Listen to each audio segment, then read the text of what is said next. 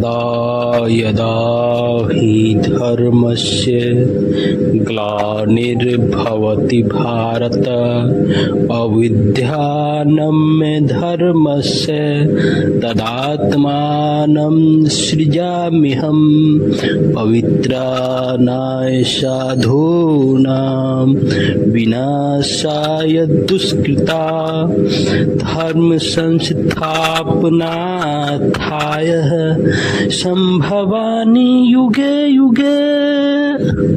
जय श्री कृष्ण। आपने कर्ण जन्म स्टोरी में, आपने पिछले एपिसोड में आपने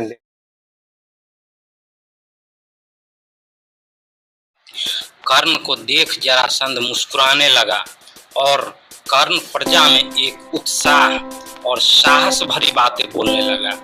यही एक मार्ग है अपने भीतर के भय को भगाने का, अपने मन में द्वेष और स्वतंत्रता के लिए प्रेम जगाने का। और डट के खड़ा हो गया जरासंध के सामना के लिए। तो जरासंध निकट आके रथ पर से ही बोलने लगा, यही वो बालक है जिसने मगध नरेश को ललकारने का साहस किया। मूर्ख गुप्तचर शत्रु का विवरण भी ठीक से नहीं दे सकते। कहाँ है वो पर्वतों की बल, कहाँ है वो तेज। इस युद्ध में जो भी सम्मिलित नहीं है वो यहाँ से चला जाए, क्योंकि जो इस क्षेत्र में उपस्थित रहेगा उसका सब ही यहाँ से जाएगा।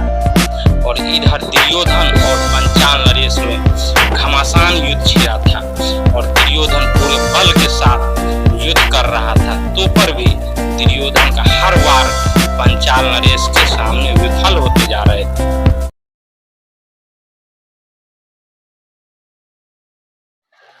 दुर्योधन का हर वार पंचाल नरेश के सामने विफल होते जा रहे थे। और फिर पंचाल नरेश के एक ही प्रहार में दुर्योधन नीचे जा गिरा।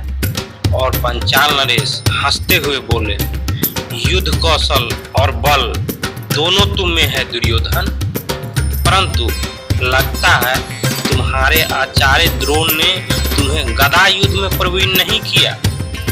तुम्हें और प्रशिक्षण की आवश्यकता है दुर्योधन। यदि चाहो तो प्रशिक्षण हमसे ले सकते हो। और हंसने लगा।